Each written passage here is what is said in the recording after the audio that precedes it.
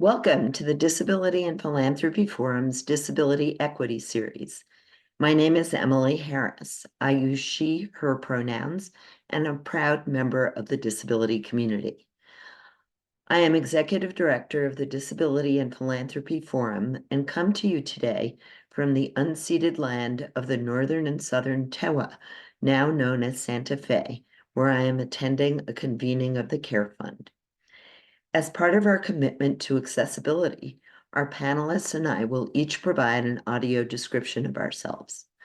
I'm a white woman with dark curly hair and glasses, wearing a black and white top. My background is a blurred hotel room today. My access needs are met because we have cart captioning. A few housekeeping items. There are two ways to access our live captions today. Use the CC button at the bottom of your screen, or to access the captions in a separate window, see the link to the external caption viewer in the chat. Today, only our moderator and panelists will be on camera. You will be muted throughout the event.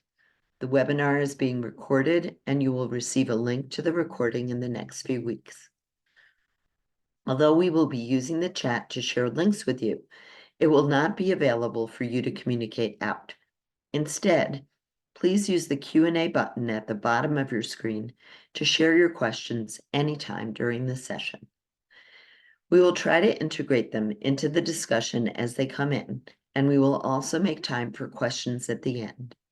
If the Q&A is not accessible to you, feel free to send your questions to communications@disabilityphilanthropy.org. Before we start today's conversation, just a short reminder that disability is a natural part of the human experience. 1 in 4 U.S. adults, 61 million people, have disabilities, and our community continues to grow as the population ages, and as people contract long COVID, other chronic health conditions, mental health, and other conditions where society creates barriers to full participation. We have a poll question to help set the context for our conversation today. Please answer it now via the box that just popped up on your screen, if you don't mind multitasking a bit while I speak.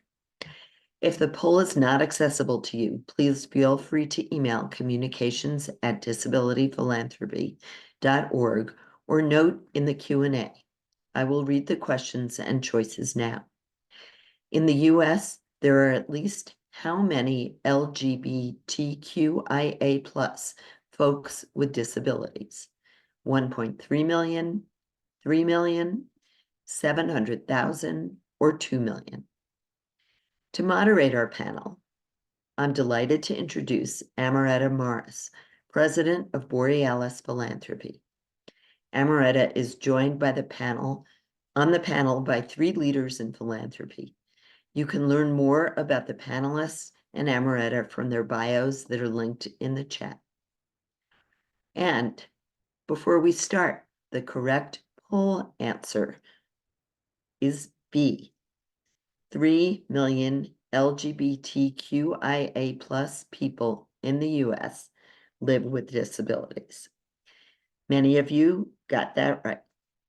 You'll hear more from our panelists about the barriers facing disabled LGBTQIA+ communities.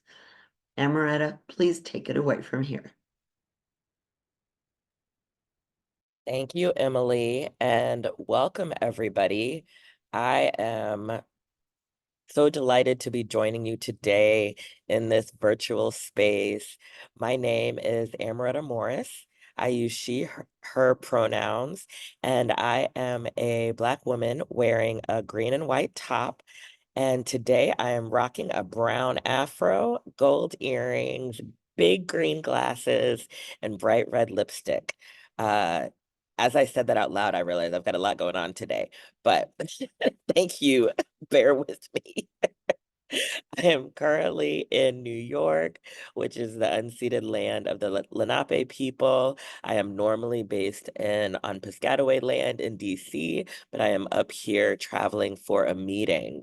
And then the last thing that I will share is that I am the daughter of Albert and Floretta Morris and the proud fur mama of Marcus Garvey Morris. But that's actually not why I get to moderate today's conversation. My most relevant role today is as president of Borealis Philanthropy, a national social justice intermediary. And so, I'm about to ask the panelists to introduce themselves. But first, I just want to say I have been really looking forward to this conversation. And I am so honored that the forum asked me to moderate, particularly this conversation, because while I've identified as queer for a long time, I have come later in life to my identity as a person with a disability.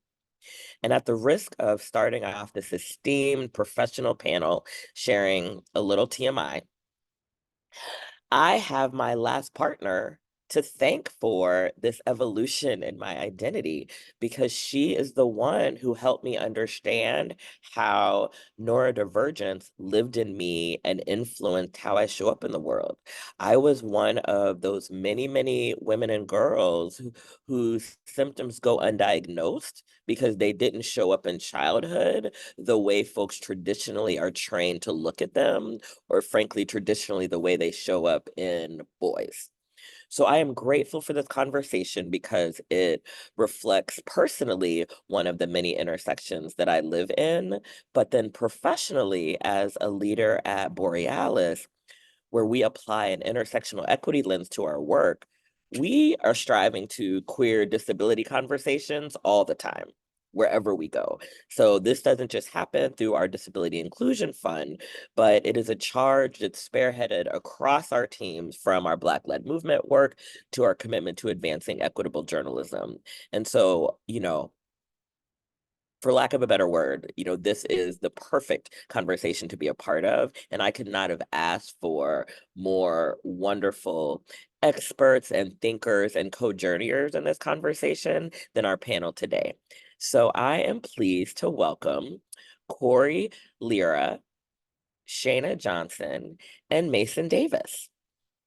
Rather than read each of their phenomenal bios, I would refer you to the chat and let's get started with abbreviated self-introductions.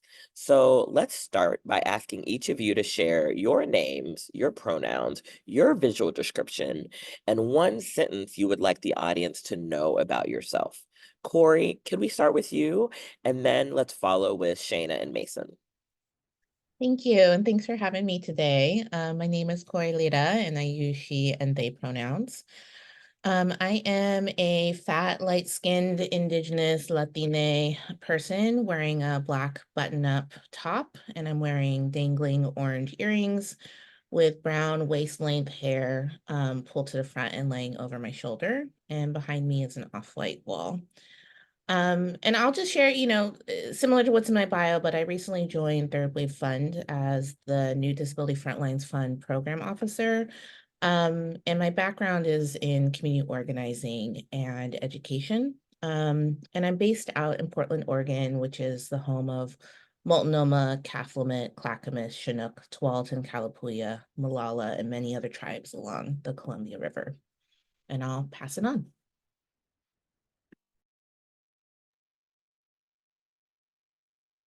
Shaena? Hi, everyone. My name is Shaena Johnson.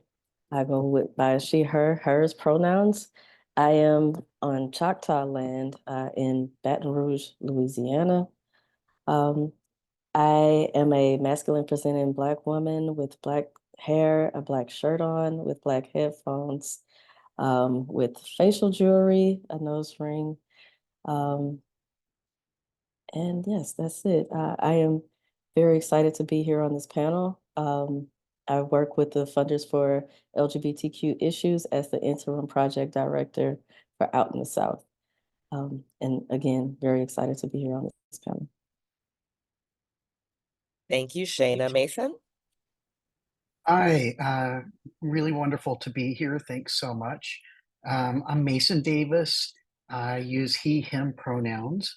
I am a white guy, bald, with a big beard in my 50s. How did that happen?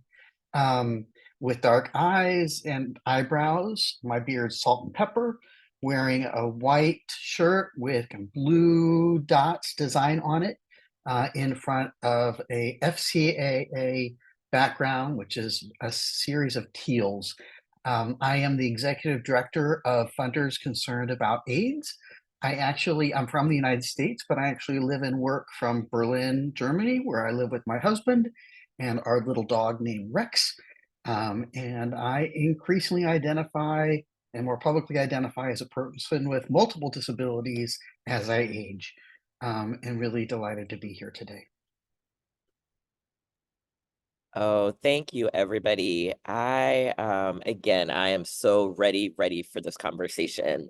And so what we're gonna do today is we're gonna ask them, and I'll ask a series of questions. And then per the norm, we will then invite questions from the audience. And so we'll invite you to drop those in, and I'll get some support in pulling those questions to bring them forth for folks. But first, I'm going to ask our panel to engage in some conversation with each other, following really an arc around some initially kind of helping us all ground together in kind of what we're talking about, the nature of our conversation. And then we want to be able to close with an opportunity for action, right? This is about not just learning, but learning in a way that allows us to do. And so we want to be able to close in a place of what can we do with this knowledge that we have. And so and as a way to ground ourselves in the conversation, I want to start by asking each of you, how has your personal story shaped how you navigate the world? How has your personal story shaped how you navigate the world? Could we maybe do the opposite of the direction that we did intros in, Masen? I mean, I'm just intrigued to know more about Berlin, but we can do that another time. Yeah, yeah, anytime. I mean, it's hard to know how this is like. I would not be here today doing what I do, living where I am, without a whole series of experiences in my life that led me here. So much is shaped by my personal story. I mean, I come from a long line of Methodist ministers in Missouri. I grew up in a pretty conservative land in the United States. Um, I was supposed to be the next minister, according to my family, until I came out as a lesbian and then trans and then a gay trans man, which eventually took me out of the running, according to my family, and have navigated a lot of, what has meant to be a white person growing up in the United States and in the Midwest slash really kind of the South, as far as conversations around racism and what that looks like on a real day-to-day basis. I will say I went to a school that was 95% Black, and the advanced placement classes were 95% white, which tells you there's a lot of problems going on. And so I grew up with a real clear awareness of inequality because it was so apparent where I come from. And then in my own experience coming out as queer in various ways in the, including coming of age in the 80s and coming out in the early 90s, I was really shaped by a lot of the early gay men and lesbian and trans people who were responding to the HIV crisis. So involved in Queer Nation and ACT UP in the early 90s, that really taught me a sense of community and organizing and a sense of mutual community care that I think really continues to shape who I am and a lot of the work that I do today. Wow, thank you so much. And thank you for taking us on that journey. I feel like I have a sense of part of your journey from 4 years that I spent in St. Louis. And so I understand your Midwest slash Southern take on that state. Shaena, same question for you. Hey everybody, Shaena Johnson, she, her pronouns. So I grew up in Louisiana, in South Louisiana, And if we're familiar with the Mark Twain books, you know, as Huckleberry Finn and Jim traveled down the Mississippi, the worse it got. And so I'm at the end of the Mississippi River. And, you know, I think it got worse because it's more conservative here. I think it's one of the most conservative parts of the country. And it's also one of the most racist parts of the country. So growing up Black, I came out at an early age. I came out at 16. So growing up Black, masculine, lesbian, in my community, that was an experience that has definitely shaped how I show up. I also grew up at a time where we were doing uprisings. I grew up in the early 2000s. So, you know, there's a lot of uprisings happening. I joined BYP 100, which has helped to kind of shape my worldview as well. The slogan was unapologetically Black, and that's how I show up since then until this day. You know, also learning that later on in life, like that Amoretta said, learning that you actually do have a disability and you weren't tripping and that things weren't actually um, you know, things weren't, I'm not going to say bad, but things were different and neurodivergence is a thing. And so that has definitely shaped my empathy, it has definitely shaped the way that I show up with other folks, the way that I'm taking extra steps to make sure that folks are being cared for, especially grantees, folks who I'm doing this work with in the sector. And it just gives me a stronger purview and a perspective on making sure that people's needs are met. Oh, thank you so much. Each of y'all just so thoughtful, and thank you for even the candid and vulnerable way that you're sharing with us. Cory, can you round out our extended intros as they are? Yeah, I would love to. So, yeah, I think what I'll share today is, you know, I grew up a second generation queer person. I have queer parents, and you know, while I didn't have the language for it to understand my family, I think we were all disabled, but just didn't really know how to name that.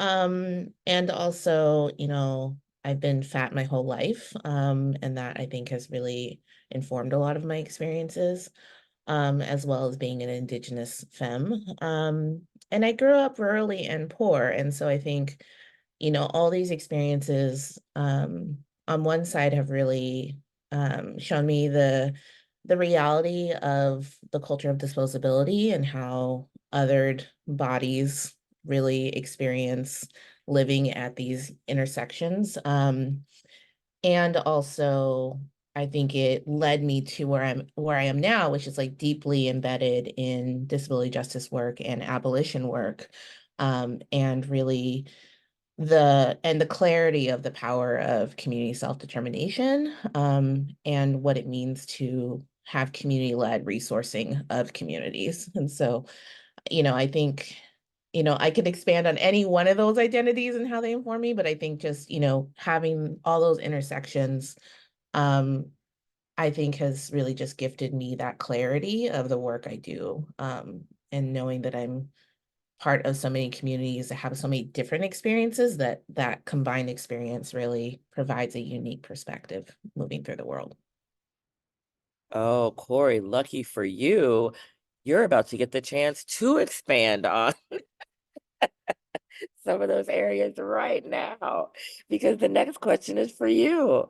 And you know, and I couldn't turn to the next question without also doing another welcome to you, because as you said in your introduction, you are still relatively new in your role at Third Wave, and so I am giving you an extra welcome as a one of the honored people that gets to be an alum of the Third Wave board. And so that was a wonderful, wonderful, in many ways, Third Wave was my introduction to Third Wave board service, was my introduction to social justice philanthropy. And so it's wonderful to have you a part of this conversation. And so relative to the work and the way in which Third Wave has been really showing up in the space, what are some of the key issues affecting disabled LGBTQIA plus communities that the Disability Frontlines Fund grantees are working on? And why is philanthropic support important for those issues? Yeah, thank you for this question. And for folks who are maybe less familiar, our grant program is specifically, aligned with Third Wave's funding priorities of BIPOC youth-led buy-in for, communities of color, our program specifically for disabled communities of color. And so, what I'll speak to is just that perspective I'm coming in from my work so far at Third Wave, but also having worked at the Northwest Health Foundation previously as well, running their Advancing Disability Justice program, which is a BIPOC disabled grant program.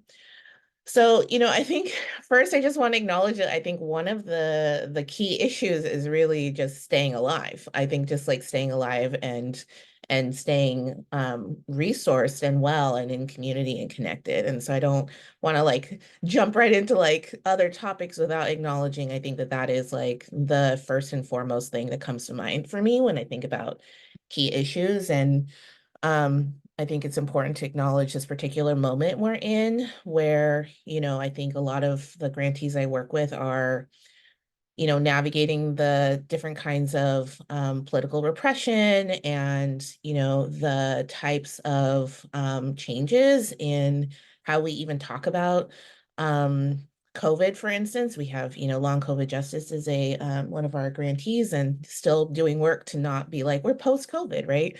So just these pieces around staying alive and staying well as much as possible.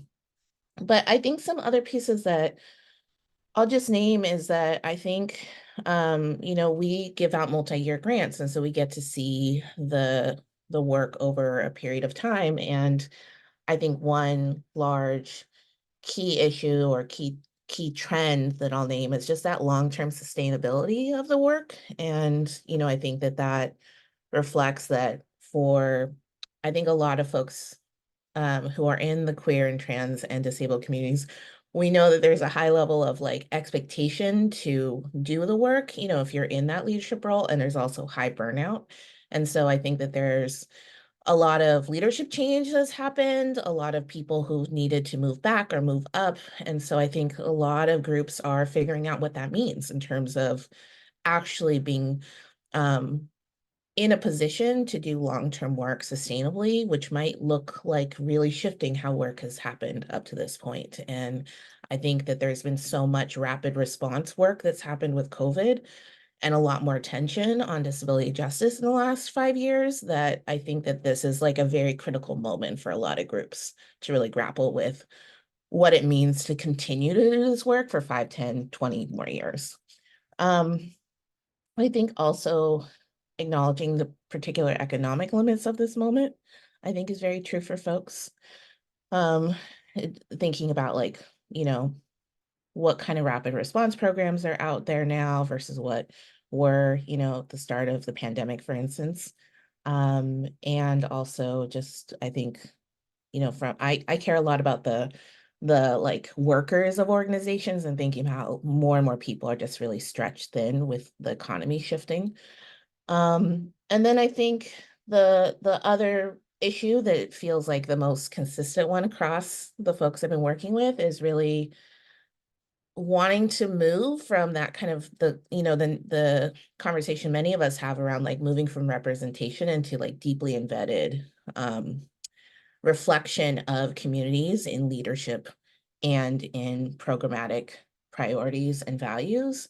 And so I think that we've seen an increase in folks talking about disability justice and talking about queer and trans communities and queer and trans disabled communities and communities of color and how they all are impacted in this moment. And also, I think that there's this real issue of, and now what?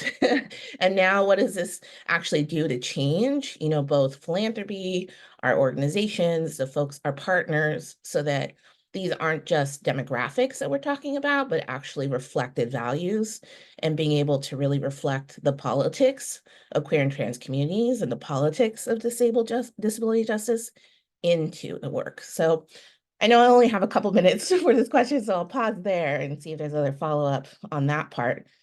But I also wanted to talk about the support piece that you asked too, which is I think that the thing I'll name around like why philanthropic support is important for these issues is that I think for so many of these communities, my communities, there's an expectation to prove something or to like verify or demonstrate value in some particular way.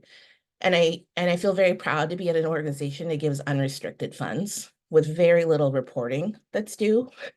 And so I think like lowering those barriers at the start and then also lowering the barriers when someone's in as a grantee is really, really, really important when we talk about disabled, queer, and trans communities, because not only is that important generally for all folks that we work with within philanthropy, but thinking about how often, you know, my communities are asked to like really demonstrate the value of the work through a project or through a particular focus, as opposed to saying like your whole work holistically is of great value and you don't need to prove that. I think that that is where I see like this type of funding and this type of support as being like really critical in this moment when we're talking about capacity, when we're talking about long-term sustainability, is like really shifting into a type of support that is more trusting. And I think that's what I would bring up in this part. Oh, thank you so much. I think the trust that you're naming and what that unlocks, and the trust that's necessary in order for to shift the power of how grant making has traditionally happened, is exactly in opposition to what you named earlier about the culture of disposability, right? And it's like you actively have to work against that in order to move to this more relational, right, way of engaging with each other in philanthropic relationships. So I appreciate you naming that. And it connects very much, Masen, to what you described when you were talking about, you know, the spaces and places and people who have really informed how you show up, because you said like what you learned coming of age in the you learned about community. You learned about connection. You learned about showing up for one another. And so could you say a bit more for us specifically about now in your work with funders concerned about AIDS, how your long history with both uh, LGBTQIA plus rights and HIV AIDS advocacy connect with disability inclusion, rights, and justice? How does this all come together for you? It's thanks for asking. I mean, I was reflecting that especially around talking about COVID and the situation then, like I remember, you know, my first job in 1993 was at Chicago's Gay and Lesbian Center, which really was just a gay and lesbian center at the time. We weren't so great at bi and trans inclusion yet. Um, but I learned uh, so clearly then, like if you have a cold, if you think you might be sick, don't go to work. Like you are working beside people who have serious health conditions, and your cold could see somebody else's death, right? And there's a sense of like community and shared responsibility for keeping each other safe, keeping each other safe on the street, keeping each other safe at work, making sure people are safe at home. And I was really, I think, kind of heartbroken in a lot of the conversations around COVID. And you know, how hard is it to wear a darn mask if you're sick, right? Or in a space with somebody who might have a vulnerability you don't. And it made me really actually grateful for those early lessons I learned from, you know, queer activists and HIV and AIDS activists in the 90s, that we have a responsibility to each other. And by all the means, like stay home if you're sick. It's the world is not going to end for you, usually. So I think that that's you know, that is feels very kind of present for me in this conversation. And you know, I do think sometimes we have to remind people that HIV and AIDS are conditions that are covered under the ADA. You know, and while a lot of folks living with HIV, you know, we've had amazing progress in medication for to treat people and to prevent HIV. The reality is we still have a lot of people living with HIV in the LGBT community. And for some people, it is a disabling condition, whether temporarily because of medication change or symptoms, or permanently for some people.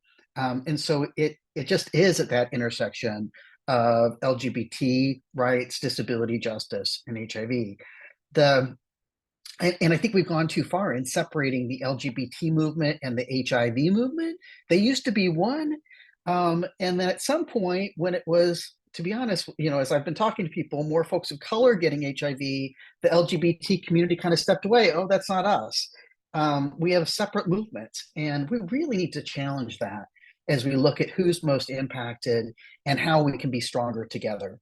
And I think, we know that folks with disabilities are at higher risk of HIV, in part because of stigma suggesting that, folks, depending on disability, oh, they're not that sexual, or they don't need prevention, or no one needs to talk to them about PrEP because we're not going to talk to them about think of them as sexual beings.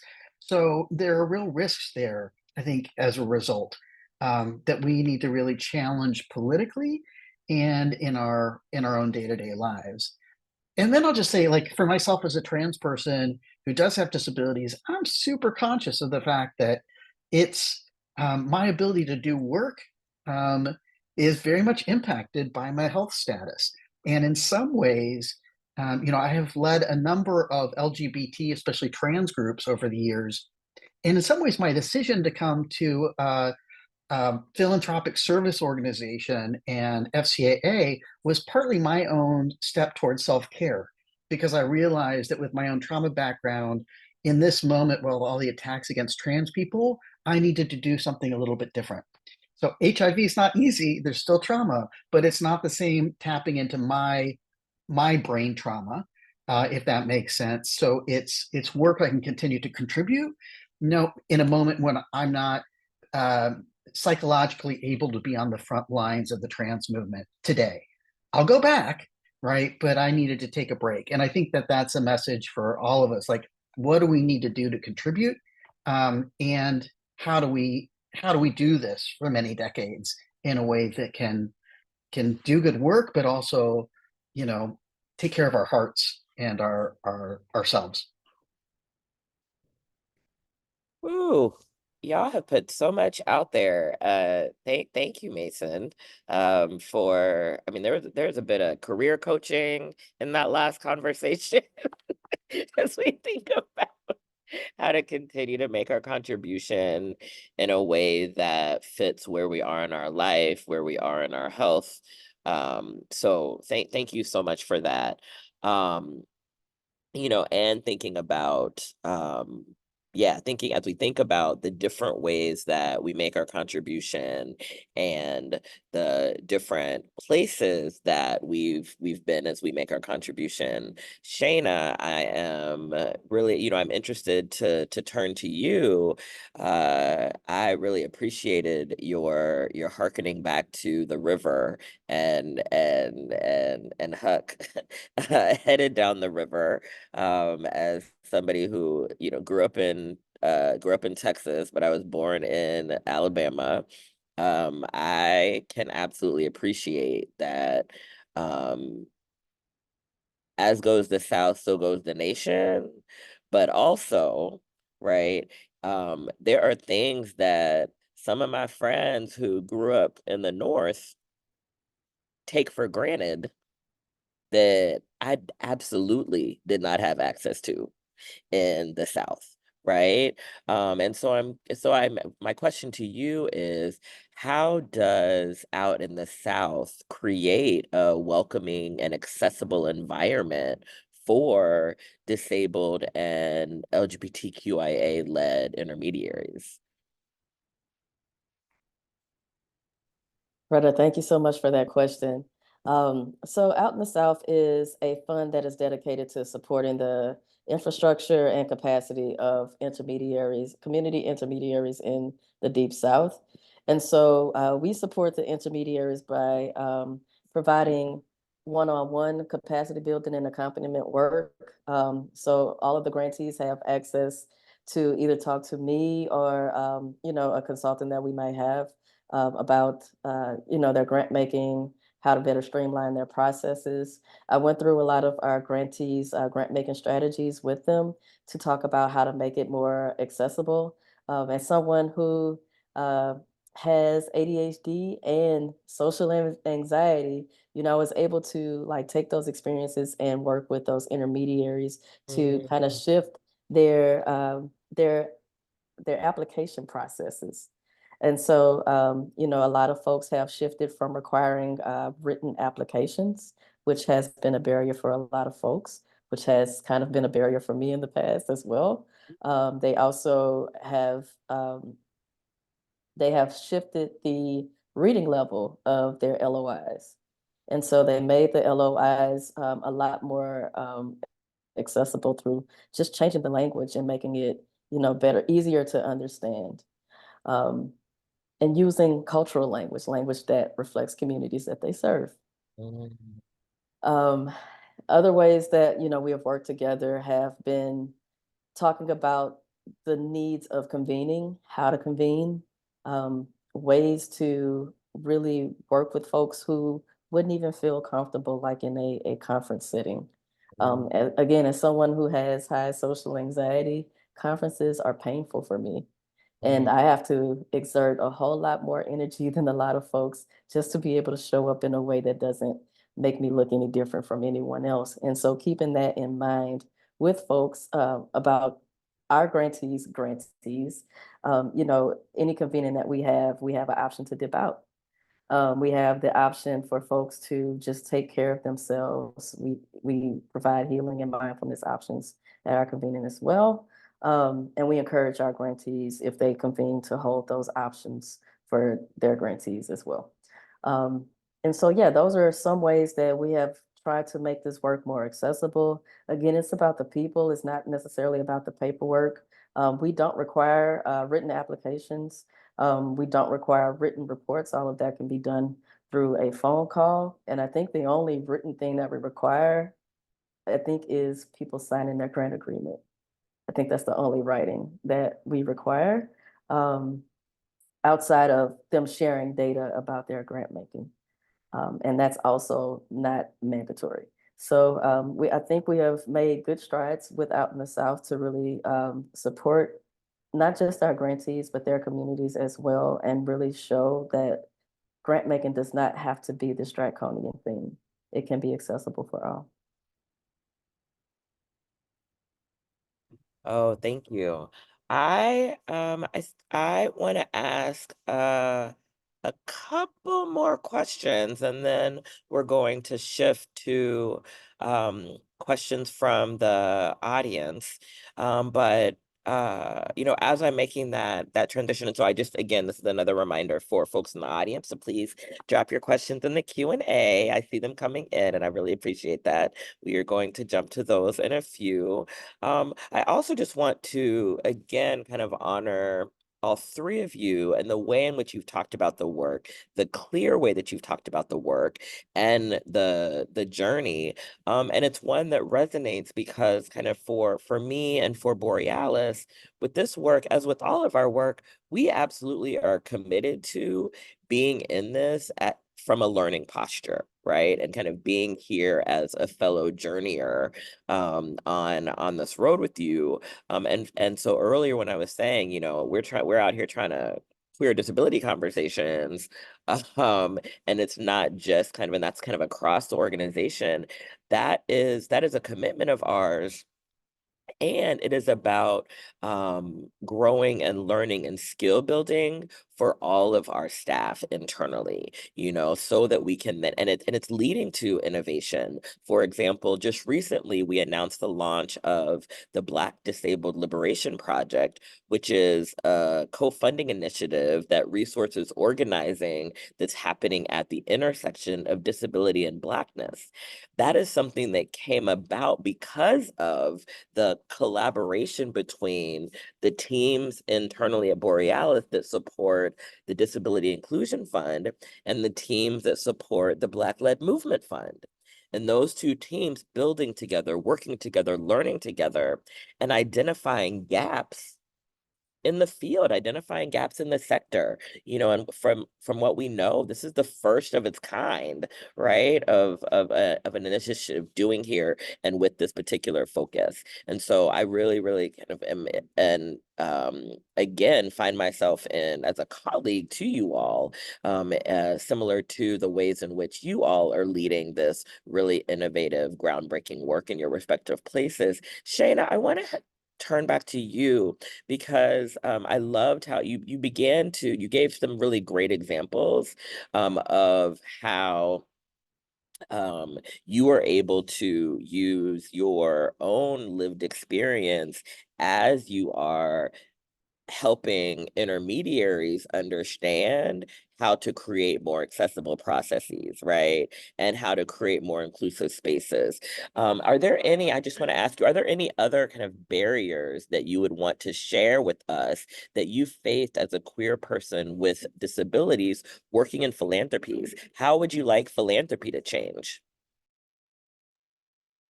So thank you for that question. And I'll be a little candid. I'll just ask another question. Why do we need so many conferences? And I understand that these are learning spaces. I think that, you know, a lot of conferences are very important to convene people and bring people together, especially folks who otherwise wouldn't be able to convene outside of that. So I do understand the importance of convenings. However, for those of us who really have a hard time presenting on stage and really have a hard time in large crowds of people, that is so painful. Um, and it's been difficult to show up. I know that folks tell me all the time, like, you know, hey, Shaena, you didn't seem nervous. And I'm like, you have no idea how exhausted I am right now, because I had to make sure that I did not seem nervous, which is ableism. It is ableism all the way. Um, and yeah, so that's been a barrier. And you can't really do this work without going to convenings. You can't really have your work be visible without showing up in these spaces. And another barrier is, you know, our ways of communication. So emails, text message, Slack, Asana, all of those things happening at once, and you're getting a million messages at the same time. For anyone with anxiety, that will shoot you through the roof. Um, and, you know, it has taken time, you know, for me to understand what was going on, and then also working with my colleagues to help them understand, like, hey, you know, um, this is a little bit off-putting to get like an email on top of a text message, on top of a phone call, on top of a Slack message. You know, that's a little much for someone with anxiety. And those communication barriers have been prevalent. But again, I have had great coaches. I have had great mentors who have definitely helped out. I think some of my coaches didn't realize I had a disability, but they don't also realize that they helped me push through. So it all worked out. So yeah, it just takes time. It takes support to be able to move through these spaces and navigate through those barriers. And yeah, I wouldn't be here if it was not for my circle. How would I like philanthropy to change? Just be more cognizant of people's needs. Language barriers are not the only barriers in communication and in philanthropy. And yeah, just really be mindful. Mhm. Thank you. I'm going to bounce around a little bit, and then I'm going to first, I'm going to go to a couple questions that we've brought in from the audience, and then I also want to make sure, and so I'm gonna mea culpa now, because I know folks are going to be upset that we're not going to get to all the questions. But the only reason that it's a good reason that I would bring that part of the questions to a close is because I want to make sure that I give you each a chance before we close to provide your call to action to philanthropy. Right. I don't want us to get off the phone or the Zoom, right, kind of without the folks, our participants, right, knowing something, right, that they can do. We've been talking about contributions, right, at the right space in the right way, right? But what is your call to action for us in philanthropy as we think about this very critical and often overlooked intersection? But for now, I want to ask and jump into a couple of the questions that we have from the audience. And one is, our first one is about somebody has asked, how can I make connections to folks and organizations doing this work? Suggestions for folks that they're saying, look, I'm interested. It's isolating. How can I make connections to folks who are at the nexus here in this work? Cory, you look like you wanted to say something.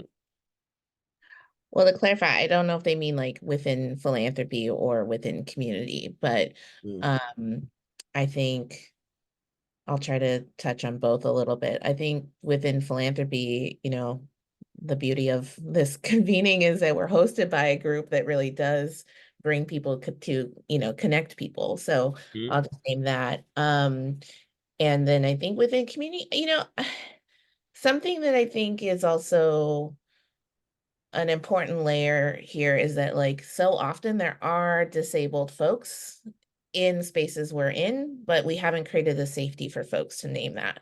And so I just want to also like acknowledge that sometimes we don't actually have to look very far to find those connection points. It's more like, have we created spaces where folks can be, comfortable to share about their queer and trans and disabled experiences in the spaces we're in. And I think sometimes starting where you're at is one of the most powerful things you can do instead of viewing it as like, I need to go out and find this, like special place where that has all the answers. So I just want to kind of like push back a little bit on that. And then I think, there's just so many really amazing disabled led organizations out there. And I encourage, maybe checking out like the grantees with Third Wave or Borealis and just like, a start of some of the like groups right now that are on the ground, doing some of the work. Oh, thank you. I am going to move to our next question, and that it's a compound question. The broadest theme is, how can we encourage everyone to see disability issues as part of their work, right? And then more specifically, the participant asks, how can we get your message of intersectionality and access to mainstream funders at a time of retrenchment and fear that is impacting philanthropy, government, and corporations, right? We know very well we're in this time when racial equity and kind of the attacks on anything that is about the liberation of oppressed people, right? We're seeing a backlash against. And so do y'all have thoughts on how we get more folks to see disability issues as part of their work, and how we get this lens, this critical intersectional lens, more broadly taken up in philanthropy? Masen, you look like you were adjusting in your seat to say something. No, I was just thinking it's a really good question. And I mean, I think this is part of it, right? I think we all need to be telling our stories with each other about our real experiences and the barriers we really experience and see. Because I think, to be honest, way too much is invisible. And so we've got to figure out how do we cross our silos too, because I'm really frustrated right now, I'll be honest, with like, oh, I'm an LGBT funder, I'm a disability rights funder, I'm an environmental justice funder, I'm a racial justice funder, I'm an HIV funder. The truth is, these are all people that are experiencing all of this at the same time, and we are bigger than the silos. And so I think we've got to really challenge some of these and encourage us to be working across and realize that, if folks aren't living with a disability today, they probably will be before they die. Like, most people are just temporarily abled. And so if we can really get people to realize this has got to be a critical lens, regardless what area of funding they focus on, we'd be in a much better shape, I think. Oh, absolutely. Thank you so much for that frame, Shaena.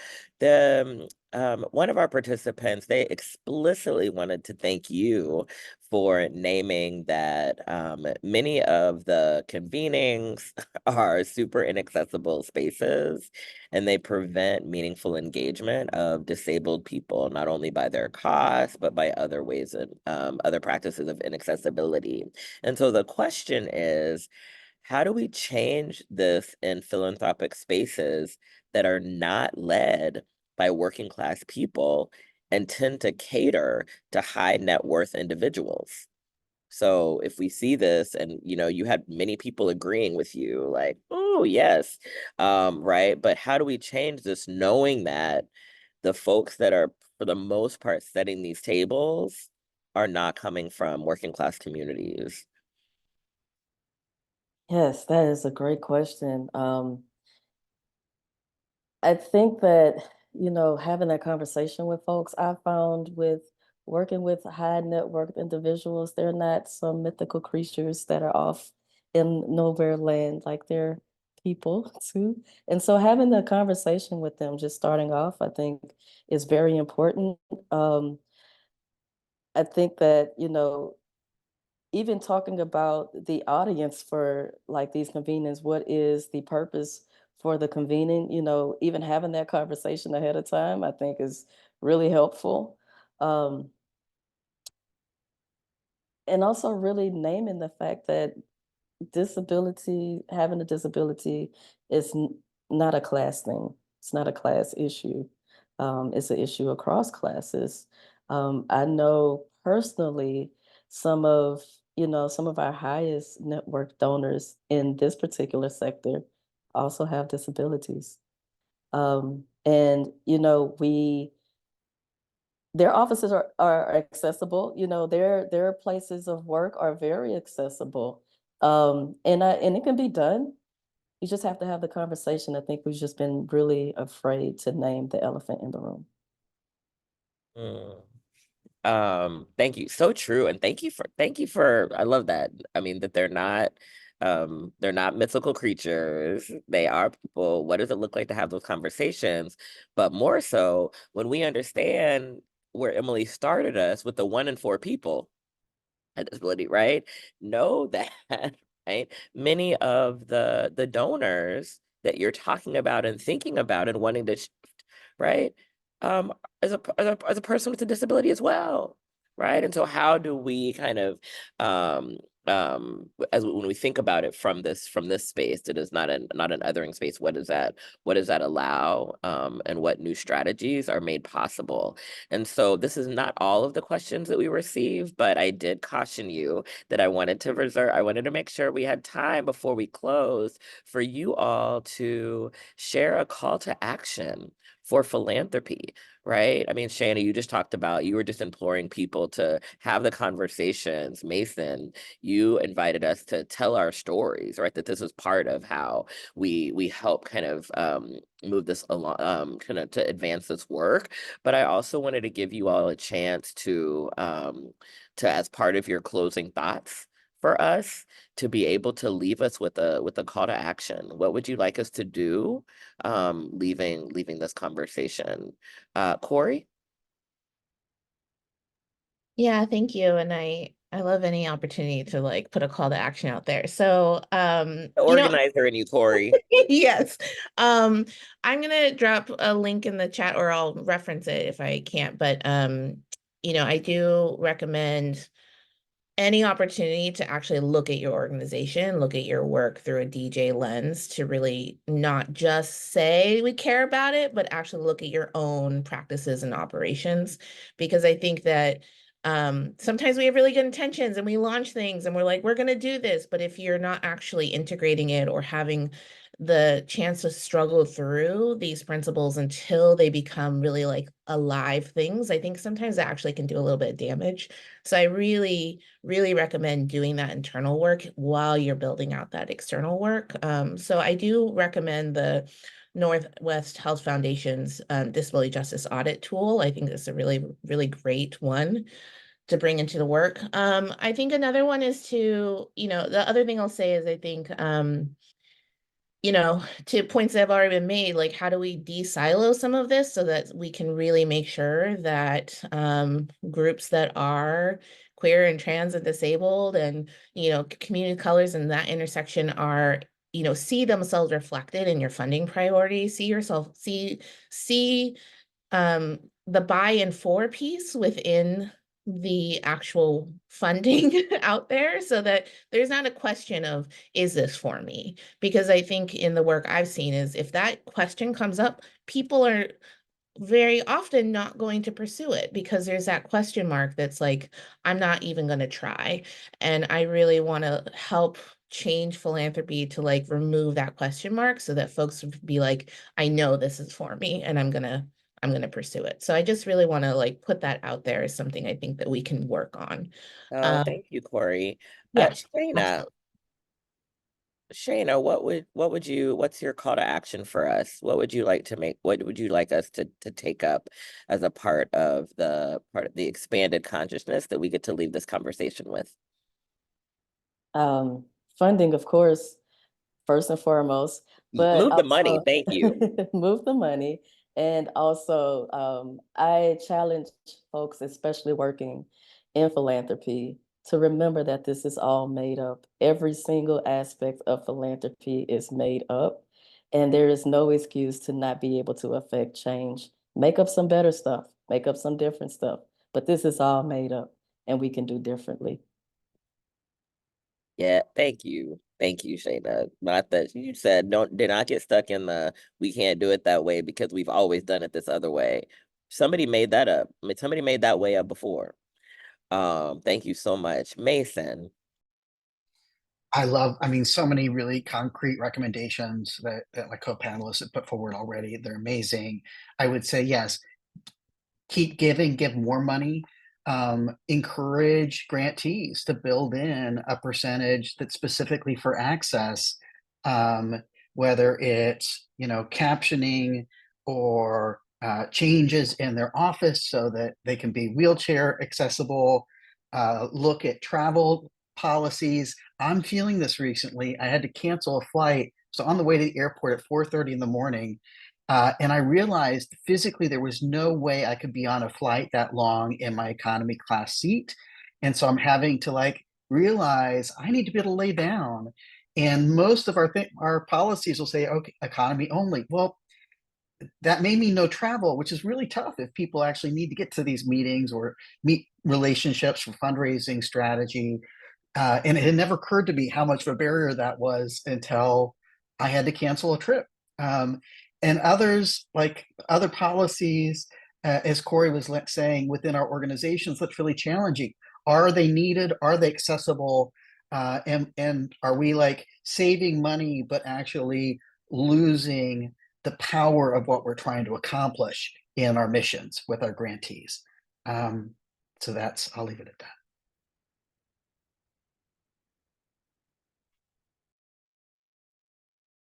Thank you, everybody. I'm sitting with the calls that you made, the suggestions that you made. Like I said at Borealis, we are on our own journey and of continuous improvement and doing better and living into our commitment to disability justice. And so please know that I personally am taking your calls and your suggestions and recommendations to heart. But now I want to turn it over to Emily, who's going to close us out and really kind of give us an opportunity to thank our tremendous panelists for your clarity, your vulnerability, and the courageous ways you've led inside your current institutions and beyond, so that we all can really see and live into the intersections of our multiple identities and the identities of our grantees and communities.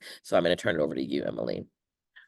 Thank you so much, Amoretta. I could not give a better thanks than that. I'm so struck by all of your empathy and strategy and calls to action. Somebody wrote in the Q&A, this has been so powerful, affirming, and actionable. We could not ask for a better group of panelists to leave us all feeling like, let's go out there and make up some better stuff. Thank you, Shaena.